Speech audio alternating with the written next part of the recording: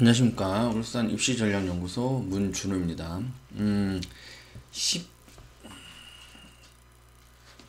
10일이었죠. 10일에 교육부에서 2028학년도 수능, 그러니까 대입 관련해서 발표를 좀 했습니다. 분명히 좋아진 부분은 있어요. 뭐냐면 그 이전에 발표했던 내용에서는 이제 고2, 고3은 절대평가로만 하겠다고 얘기를 했습니다. 그런 상황이기 때문에 1학년 첫 시험 혹은 첫 학기 성적이 안 나왔을 때 검정고시나 수능 올인해서 검정고시 등으로 학교를 이탈한 학생들이 많이 나올 것이다 라는 우려가 있었는데, 그 부분은 조금 변경을 했고요. 그렇게 좋은 부분들도 있고 또 하나는 우려스러운 부분들도 있습니다.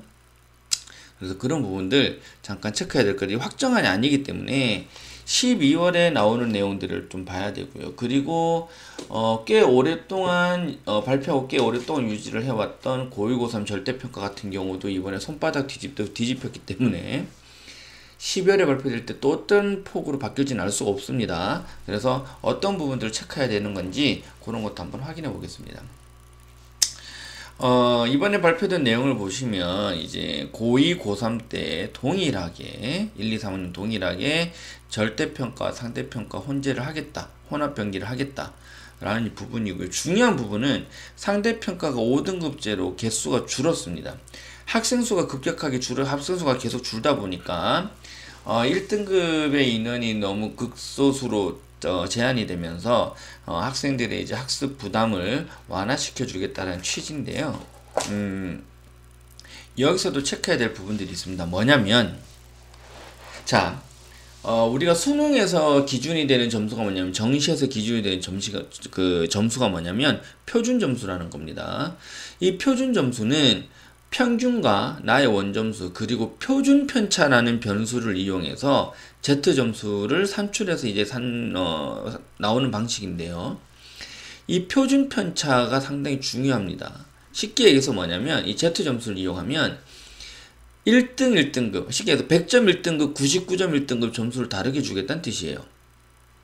예전에 학생이 막 300명 이상 될 때는 1등급이 10명이 넘어가니까 스카이나 의학학 계열을 뽑으려면 등급만으로 학생 변별을 할 수가 없었거든요.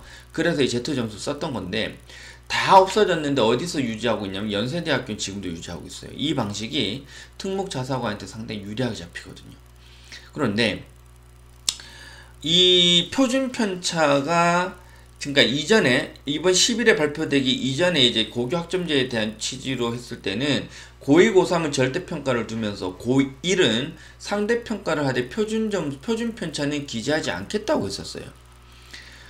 그럼 연대는 어떻게 될까? 이런 부분들이 상당히 이제 관심사가 되고 했었는데, 이번에 발표되면서 표준 편차에 대한 언급은 빠졌습니다. 그러니까 표준 편차를 넣지 않겠다는 얘기 자체가 빠져버렸어요. 그런데 바로 전에 기준에서는 빼겠다고 얘기를 했기 때문에 지금 일부 자료에서는 표준 편차를 기재하지 않는다라고 지금 나오고 있어. 확정안처럼. 아닙니다. 아니에요. 현재 자체가 확정안이 아닐 뿐더러 현재 발표된 것 자체에서는 표준 편차 언급이 없었습니다. 언급이 없었다와 기재하지 않는다는 다른 부분이에요. 그래서 이 부분 오해를 안 하셨으면 좋겠고, 자, 그러면 이 표준 편차가 기재됐을 때와 안 됐을 때 차이가 뭐냐? 첫 번째, 기재됐다라고 가정을 해보면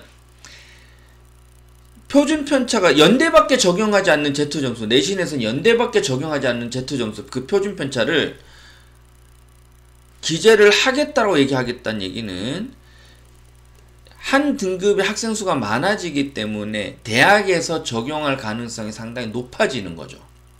네. 자, 다시 그 전에 발표에서는 표준 편차를 기재하지 않겠다고 했어요. 상대평가할 때 고1에서. 그리고 현재 입시 과정에서 내신에서 Z점수를 공식적으로 적용하는 것은 연대밖에 없었습니다. 그런데 이걸 뒤집고 상대평가로 전부 바뀌면서 표준 편차를 기재하겠다고 얘기를 한다는 얘기는 대학에서 이 표준 편차를 활용할 가능성이 상당히 높아지는 거죠. 즉 Z점수 활용할 학교가 늘어날 거란 얘기예요. 왜?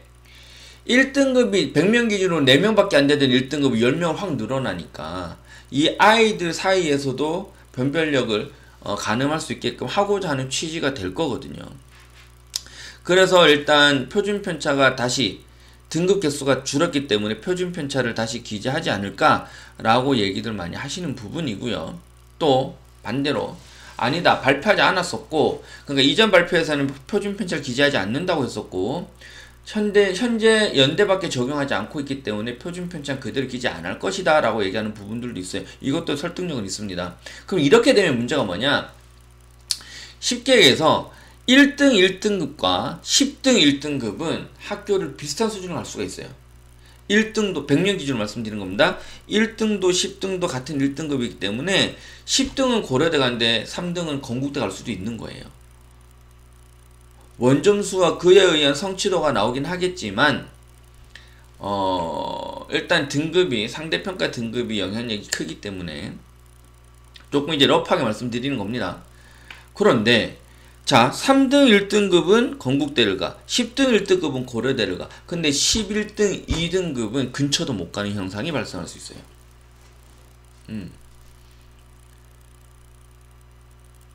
그렇기 때문에 이제 1등급 주위, 1등급 커트 주위에 있는 100명 기준으로 한 7, 8등부터 13, 4등까지 이 친구들은 무제한 전쟁터가 될 수 있다는 얘기예요. 그러면서 동시에 1등 1등급과 10등 1등급을 Z점수 적용을 안 하면, 표준편차 기재가 안 돼 있으면 결국은 학생부 기재사항에 대해서 또 이게 상당히 학생부 컨설팅이 좀 팽배해지지 않을까. 저는 종합전형을 인정을 하면서도 실질적으로 적용되는 부분은 제한적인 경우가 많기 때문에 학생부 기재사항 포장하는 걸 별로 좋아하진 않습니다. 그런데 이 부분이 흔히 그런 얘기들 하죠. 일반고는 실험을 영상으로 보고, 과고는 선생님이 실험을 하고, 영재고는 학생들이 실험을 직접 한다라고 하죠. 이게 특목고와 일반고의 차이를 극명하게 보여주는 그런 우스개처럼 나오는 얘기들인데, 학생부의 퀄리티가 이렇게 차이가 나버려요.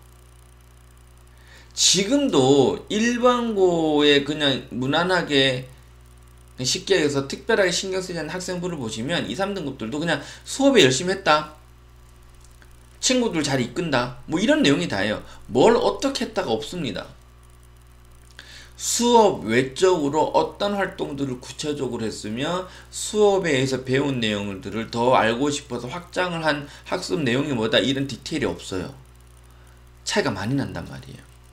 그런데 1등도 1등급이고 10등도 1등급이 돼버리면 일반고에서도 이젠 이런 것들을 퀄리티를 차이를 주려고 하겠죠. 그러다 보니까 학생부 종합전형에 대한 컨설팅이 조금 많이 팽창하지 않을까, 요런 부분들이 생길 수가 있고요. 다시 한번 아까 말씀드렸던 1등급 컷에 걸려있는 2, 3등급 컷은 좀 덜 할 거예요, 사실상. 학습에 대한, 입시에 대한 관심도가 그만큼 떨어지기 때문에. 근데 1등급 컷에 걸려있는 친구들은 조금 전쟁터를 방불케 하는 그런 치열함이 나올 수 있다. 표준 편차가 기재 안 되면, Z점수가 적용이 안 되면, 요런 차이들에 의해서 조금 대비를 좀 해야 될 거고요. 확정안을 맞춰서. 또 하나는 학교에서도 이게 상당히 신경 써줘야 되는 부분들이에요. 지금 학성고 현재 3학년 같은 경우 1학년들이 어떤 게 있었어요? 1등급, 그러니까 A가 2% 3%밖에 안 나오는 과목들이 있었단 말이에요.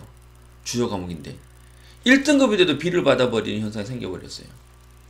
근데 이제 상대평가도 5등급이고 성취도 5등급을 유지를 하면 절대평가, 상대평가, 그러니까 A가 3, 4등급을 받는 일은 없어야 되겠죠, 인간적으로. 1등급인데 CD를 받으면 그렇잖아요. 그러니까 이 비율을 점수대와 등급 컷을 비슷하게 맞추는 과정들이 상당히 중요해질 거고, 이걸 잘 맞추는 학교들이 인기가 좋아질 겁니다. 그래서 선생님들의 부담감도 상당히 좀 커지지 않을까, 이런 부분들이 있고요. 또 하나는 문제, 이제 수능입니다. 이 수능 발표 때문에 고교 학점제를 퇴화시키는 거다라는 얘기들을 많이 해요. 왜 그러냐면, 일단 국어나 수학조차도 선택 과목제가 없어져요. 공통 과목 안에서만 출제를 합니다. 이제 문이과 진짜 없어지는 거예요. 그런데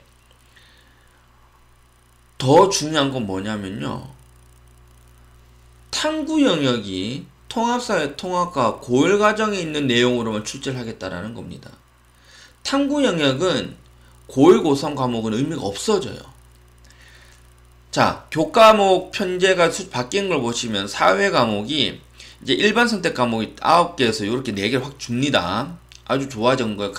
간략해졌어요. 원투가 없어지고 물화생지 4과목으로만 줄어요, 과학이. 이렇게 잘 줄여놨는데 이조차도 선택을 못하게 하고 1학년 과목으로만 수능을 친다? 학생들의 선택, 그러니까 학습 선택권을 다양한 교육의 기회를 주고자 지금 고교 학점제를 하는 것이고, 그런데 정작 수능에서는 출제하지 않는 과목들, 그럼 결국 뭐가 돼요? 국영수의 집중도가 올라가겠죠. 정시를 폐지하거나 축소시키지 못합니다. 그럴 수가 없어요. 지금 현재 추세를 그대로, 물론 이런 경우 있겠죠. 이제 뭐 서울대나 고려대가 하듯이 정시에서도 교과목을 내신에 대해서 보겠다라는 부분들이 확대될 수는 있겠습니다만, 그렇다 하더라도 이 부분들이 1학년 과목으로만 한정해서 탐구를 친다라고 하는 부분들은 분명히 문제가 될 수 있는 부분이 있어요. 특히 고교 학점제 취지에 있어서는. 그래서 이 부분이 조금 놀라야 되지 않을까 싶고, 또 하나는 이제 중요한 게, 그럼에도 불구하고 제2외국어 9과목 선택제는 유지한단 말입니다. 이게 지금 외고 아이들 때문에 어문계열 때문에 이렇게 되는 건데, 그러면 과고 아이들은 쉽게 얘기해서 이과에 특성화되어 있는 아이들한테 기회를 줄 수는 없는가 하는 부분들이었죠. 드리겠죠. 수학도 미적이나 기하를 선택조차 할 수 없게 바꿔버렸으니까. 그러면 이 이과에 특성화가 되어 있는 아이들을 위해서 9과목 어문계열로만 선택할 수 있는 이 9과목 제5교시의 시험에 심화 수학을 추가하는 안이 지금 제시가 됐단 말이에요. 미적과 기하를 묶어서, 이게 조금 커요. 그런데 미적이나 기하를 선택하는 게 아니라 미적과 기하를 묶어서 심화 수학이라는 과목으로 가는데, 절대평가로 가겠지만, 이게 있느냐 없느냐에 따라서 의학학이나 상위권의 이공계열에서는 약간 이게 변수가 될 것 같긴 합니다. 그럼 결국 이것도 수학이잖아요. 탐구 영역에 대해서 2, 3학년 때 힘을 잃을 거라는 것은 뭐 차이가 없을 거고요. 다만 이제 이공계 특성화를 강화를 하고자 하는 학생들 입장에서는 이제는 미적이나 기하가 아니라 미적과 기하 둘 다 필수가 돼버릴 수도 있다라는 거죠. 그럼 수학의 비중이, 국영수의 비중이 커진다라는 거에서는 변함이 없을 거고요. 그래서 자, 다시 한번 이제 결론적으로 말씀을 드리면, 표준 편차가 들어가느냐 안 들어가냐 확정안에 나오면 들어가느냐 안 들어가느냐에 따라서 Z 점수가 확대되느냐 아니냐가 나오게 될 겁니다. 그리고 만약에 되면 어떤 부분들 등급 내에서도 이제 우선순위가 가려진다라는 거, 그리고 적용이 안 된다라고 하면 등급 컷에 있는 친구들은 좀 상당히 치열해질 것이라는 거, 그리고 등급 내에서 변별력을 주기 위해서 학생부 종합전형에 대한 기재사항에 대한 컨설팅이 좀 팽창할 수 있다라는 부분들이 될 거고요. 고교 학점제 취지와 맞지 않는 수능 선택제 때문에 얘기가 나올 수 있는 부분들 어떻게 확정될지 좀 더 봐야 되는 것이고, 특히 이슈가 되는 부분들, 심화 수학이 제10과목으로 5교시의 선택 과목으로 추가가 되느냐 안 되느냐 하는 부분들을 조금 관심 있게 보시면 되고요.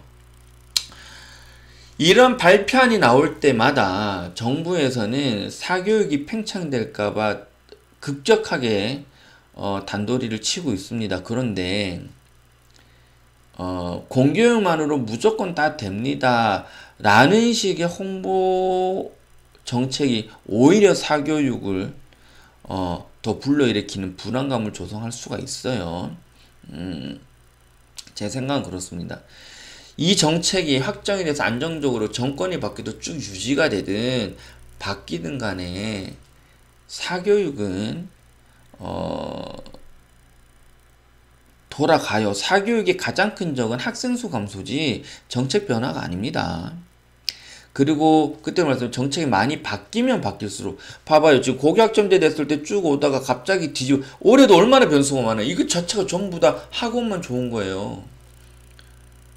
수능이 갑자기 쉬워진다 했다가 그리고 1년 가까이 돼왔던 절대평가 뭐가 없어지고 상대평가 대 뭐 5등급으로 바뀌고 막 이런 변화들이 오히려 사교육을 먹여 살려주는 거고요. 그리고 유지가 쭉 되던 변화가 있던 사교육은 학생 수 감소가 위험한 것이지 그런 정책 변화 때문에 위험하진 않습니다. 사교육을 지나치게 경계하다가 오히려 불안 심리를 더 가중시킬 수 있다고 보고요. 저는 오히려 불안 심리 때문에 이런 영상이나 자료를 드리려고 하는 거고 늘 말씀드리는 부분들 있잖아요.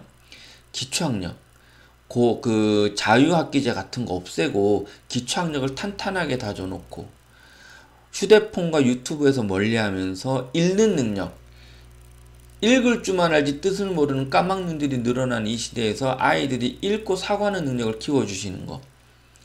그래서 책 많이 읽히시는 거, 그리고 기초학력. 자, 뭐가 중요하냐면요. 이것 딱 말씀드릴게요. 우리 아이들은 최대 공약수, 최소 공배수는 아무리 큰 숫자도 되게 잘 구해요. 근데 문제는 문제를 봤을 때 이게 최대 공약수 구해야 되는 거야, 최소 공배수 구해야 되는 거야. 이걸 몰라서 힘들어하는 거라고요. 아주 기본적인 읽고 뜻을 파악하고 생각할 수 있는 능력. 거기서 조금 더 확장해서 이거에 대한 기초학력, 기본기를 다져 놓으시면 어떤 정책이 바뀌고 어떤 교육까지 바뀌어도 충분히 살아남을 수 있다라는 거. 늘 말씀드리는 거죠. 이 부분 기억하셨으면 좋겠습니다. 자, 중요한 내용이라 말이 좀 장황했는데 지금 제가 시험 대비 때문에 바빠서 편집하거나 다시 찍지도 못해요. 그러나 도움이 되셨으면 좋겠고요. 12월 달에 확정안이 나오면 다시 한 번 더 자세하게 안내를 드리도록 하겠습니다. 감사합니다.